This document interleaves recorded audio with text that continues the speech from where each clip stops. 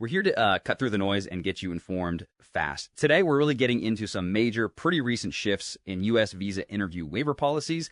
This is, well, it's absolutely critical if you're planning your next trips or maybe a longer stay because it directly impacts who now needs that in-person interview. So our mission today is to unpack these latest updates that kick in September 2, 2025 to give you a really clear picture of what's changed, who it affects, and what the implications actually are. We've got details straight from recent reports. Trusted financial and news sources just dropped this info. Okay, so let's unpack this. Traditionally, most non-immigrant visa applicants, they've generally needed an in-person interview. Yeah, there were common exceptions like for kids under 14 or folks over 79, but here's the core change, the big one our sources are flagging. Starting September 2, 2025, that previous interview waiver update from back in February 2025, it's officially being superseded. So what does that mean for a lot of you listening? Well, previously, many visa holders think H-1B work visas, F-1 student visas, people whose visas expire less than, say, 12 months ago. They could often get that interview waiver. That benefit, which was pretty significant, is now being removed for those specific groups, according to the updates. Yeah, and what's kind of fascinating here is the broader implication. This isn't just tweaking a rule. It suggests maybe a shift, a recalibration of priorities. This change, well, it's definitely sparked concerns about longer waiting times, processing delays piling up, especially for H-1B, F-1, and, similar non-immigrant visa types. It points towards needing more traditional face-to-face checks for key work and study visas. It's like a tightening of the belt, really. Wow, that's a huge shift for potentially thousands of people. Yeah. So why now? Any sense of what's driving this reversal? Is it like a general trend away from waivers or really targeted? Mm-hmm. And, okay, for everyone listening, here's where it gets really interesting. Who can still skip the interview line?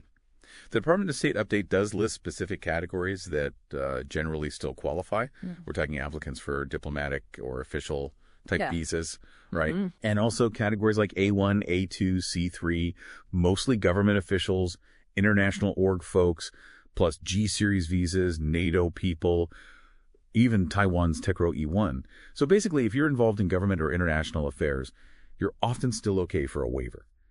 And there's a really crucial point for B1, B2 visitor visas, or the combined B1, B2. If you're renewing one of those, a full validity one, and it's within 12 months of when the old one expired, you might still be eligible for a waiver. But there's a condition. You had to be at least 18 when you got that previous visa. Right, and connecting that to the bigger picture for those B1, B2 renewals, there are a few more hurdles. You absolutely have to apply in your country of nationality or where you live. Okay. You also need a clean record, basically never refused a visa unless, that refusal was overcome or officially waived. And of course, no obvious reasons you might be ineligible, and this is vital to remember, even if you tick all those boxes, the consular officers, they still have the final say. They keep the discretion to call you in for an interview anyway, case by case, for pretty much any reason they see fit. So practically speaking, what does this actually mean for you listening? It's important to get this.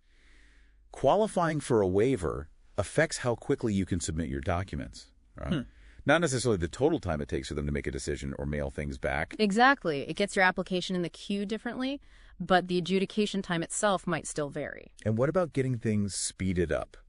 Expedited appointments. The criteria seem really strict there. They're kept for, truly urgent, unforeseen things. A funeral, a sudden medical emergency, maybe needing to start school right away. It's right. Very specific circumstances. And then just as important is what doesn't count for speeding things up. Things like traveling for weddings or graduations, helping out pregnant relatives, going to your usual annual business conference or, last-minute tourism plans.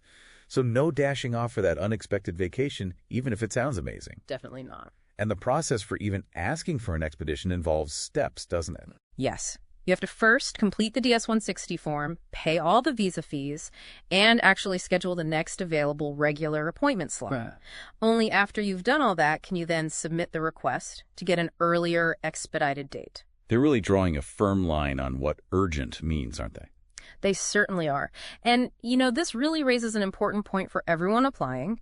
While the general direction seems to be requiring more interviews for quite a few categories, those specific exceptions and conditions for waivers do still exist. So it makes doing your homework, really carefully reviewing the current guidelines, absolutely crucial. The responsibility is definitely on you, the applicant, to understand where you stand. Indeed. It leaves us with something to think about, doesn't it? How might these kind of evolving visa policies shape international travel, global connections, in the next few years? And maybe more personally, what could it mean for individuals like you planning to visit, study, or work in the U.S. down the line? Definitely something to ponder as these changes take effect.